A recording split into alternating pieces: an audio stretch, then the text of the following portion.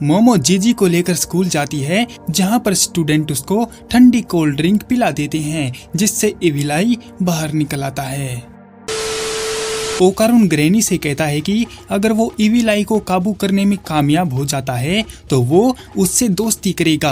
अगर ऐसा नहीं हुआ तो वो कुछ ऐसा करेगा जिससे इविल आई का पूरा ध्यान उसी पर लगा रहे और बेगुनाह लोग मरने से बच जाएं। लेकिन ऐसा करने से पहले ओकारुन को इविल आई से फाइट करनी होगी। इसलिए ओकारुन ग्रैनी को लेकर चल पड़ता है और इविल आई को फाइट के लिए चैलेंज दे डालता है और वो दोनों भिड़ जाते हैं। ओकारुन उसे बराबर की टक्कर दे रहा था और उसकी स्पीड को मैच कर रहा था। ओकारुन उसे लात मारकर आसमान में फेंकता है, जहां से इविल आई अपनी स्पिरिट का हमला करता है। उनको पार करते हुए ओकारुन आसमान में जाता है और इविल आई नीचे भाग आता है। देर ना करते हुए ओकारुन भी नीचे आता है और वो दोनों एक दूसरे को तगड़ी सी किक मारते हैं और फिर से फाइट करने लगते हैं। सभी लोग उनको देख रहे हैं तो इविल आई वापस से स्पिरिट बॉल का अटैक करता है, जिनको चकमा देते हुए ओकारुन इविल आई के करीब आता है और उस पर मुक्कों की बारिश कर देता है और वापस से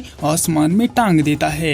इविल आई उसको स्पिरिट हाउस में कैद करना चाहता है, लेकिन उससे पहले ही ओकारुन उसके ऊपर खड़ा दिखाई देता है और एक ही झटके में उसे जमीन पर पटक देता है और फुल स्पीड में उसको धक्का देता है, जिससे इविल आई घर से जाकर टकरा जाता है और दादी का बचा कुचा घर भी मलबे में तब्दील हो जाता है। ओकारुन नॉर्मल हो जाता है और इविल आई हंसते हुए कहता है कि उसे इस खेल में बड़ा मजा आया है और वो हमेशा से ऐसा ही खेल खेलना चाहता था। इसीलिए ओकारुन को रुकना नहीं है और फाइट को कंटिन्यू रखना है। इविल आई ओकारुन पर ट्रांसफॉर्म होने का जोर देने लगता है तो ओकारुन उसके साथ लड़ने से मना करता है, क्योंकि वो कमजोर है और ओकारुन से लड़ना उसकी औकात से बाहर है। Welcome back Dan season 2 episode number 9। अगर आपने इसका लास्ट एपिसोड नहीं देखा तो उसका लिंक नीचे डिस्क्रिप्शन में मौजूद है और इस एपिसोड का नाम है I want to rebuild the house. Momo दादी को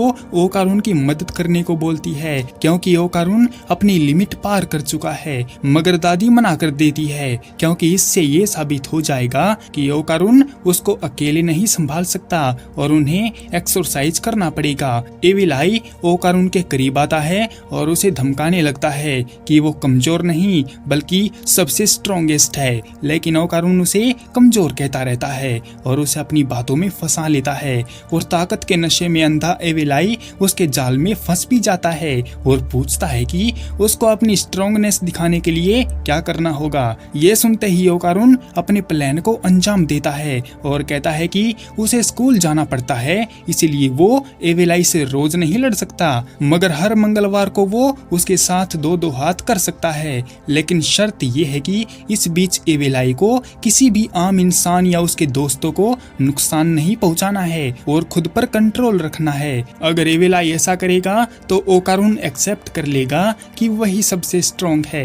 गधा इविल आई बात मान लेता है, लेकिन ओकारुन को उस पर यकीन नहीं है, क्योंकि उसने कर्स हाउस में बोला था कि वो हर एक इंसान को मार डालेगा। ये सुनकर इविल आई यकीन दिलाने के लिए अपनी चड्डी उतार कर ओकारुन को दे देता है, क्योंकि उसी के अंदर वो स्पिरिट घुसी हुई है जो उसको लोगों को टपकाने के लिए उकसाती रहती हैं। और इविल आई चड्डी को तब वापस लेगा जब ओकारुन उसके हाथों टपक जाएगा। तब तक ओकारुन उसको संभाल कर रखे। चड्डी और धमकी देकर इविल आई चला जाता है। ओकारुन खुश है कि वो अपने इरादे में कामयाब रहा और जीजी को नंगा देखकर लड़कियां अपना मुंह फेर लेती हैं। अगली सुबह वो लोग चड्डी को सेफ रखने की जिम्मेदारी मोनजिरो को देते हैं, तो मोनजिरो मोमो को बताता है कि जब वो अगली बार उसके गांव आएंगे तो वो तब तक एक बूट ट्यूबर बन चुका होगा।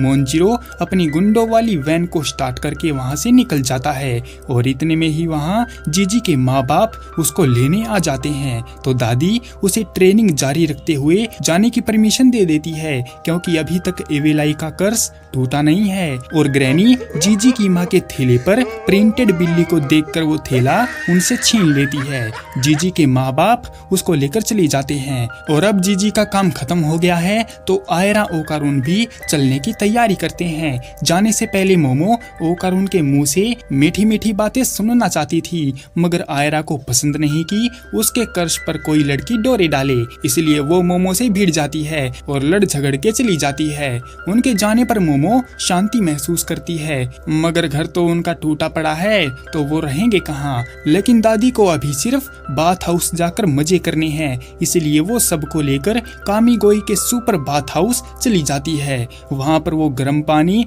और मसाज का मजा लेती है और अपने आप को रिलैक्स करके जब वो लोग बाहर आते हैं तो मोमो पूछती है कि उन्हें घर बनाने के लिए क्या करना चाहिए, जिस पर दादी चिल मारती है और उसे भी टेंशन ना लेने को कहती है। फिर वो घर आकर अपने सामने एक एलियन को देखते हैं तो उसे वहीं पर पीट देते हैं और पूछते हैं कि वो आखिर है कौन और यहाँ पर क्या कर रहा है। लेकिन उनको एलियन की भाषा समझ नहीं आती।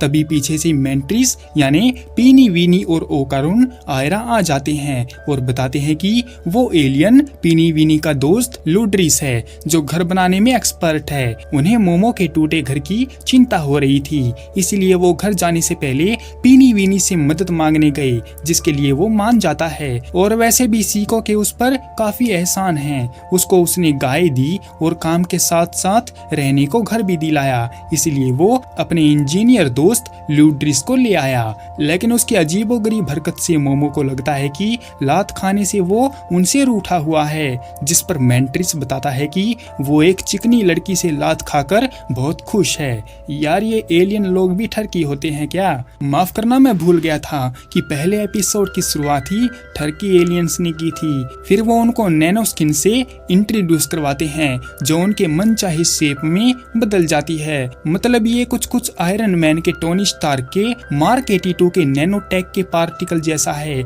जिससे आयरन मैन वेपन या शील्ड बना लेता था। और इसकी एक और खासियत है, अगर गलती से कोई टुकड़ा टूट भी जाए तो वो वापस से रीबिल्ड हो सकता है, जिससे ये एक मास्टरपीस टेक्नोलॉजी साबित होती है। अगर मुझे नैनो स्किन मिल जाए तो मैं उससे क्या बनाऊंगा?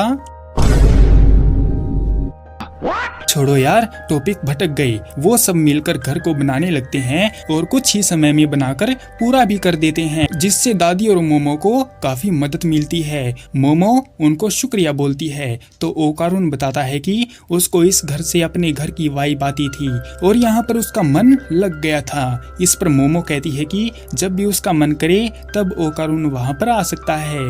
और वहीं पर जीजी की माँ जीजी को खूब दौड़ाती है और कंस्ट्रक्शन का सामान लेकर से मेंशन चले आते हैं, मगर वहाँ तो सब कुछ ठीक है। ये देखकर वो हैरान होते हैं और वापस चले आते हैं। स्कूल का टाइम होने पर मोमो जीजी के साथ स्कूल जाने लगती है। रास्ते में जीजी ने बताया कि एवेलाई कई बार बाहर आ चुका है, लेकिन उसने किसी को भी चोट नहीं पहुंचाई, जिससे पता चलता है कि वो अपनी कही बात पर कायम है। फिर जीजी पूछता है कि क्या मोमो किसी को प्यार करती है? ये सुनकर मोमो हिल जाती है और उसके साथ लड़ने लगती है, पर तभी वहाँ पर उनके क्लासमेट आ जाते हैं और लड़कियाँ हमेशा के जैसे जीजी पर लाइन मारने लगती हैं। परेशान होकर मोमो निकल लेती है और वो लोग जीजी को ठंडा जूस पिला देते हैं, जिससे एवेलाई बाहर आ जाता है और जूस की तारीफ करता है। हालांकि वो उन्हें टपकाने की धमकी जरूर देता है, मगर कुछ करता नहीं।